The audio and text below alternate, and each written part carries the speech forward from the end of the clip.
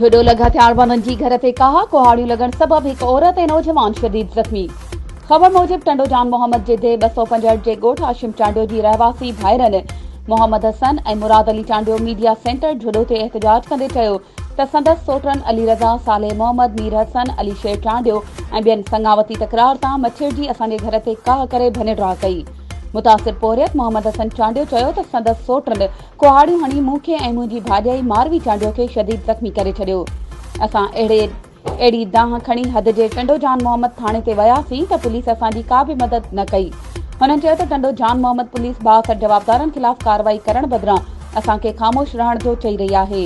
IG Sindh समेत वसवारनि खां मुतालबो था करियूं त नोटिस वठी इंसाफ़ ऐं तहफ़ुज़ फ़राहम कयो वञे।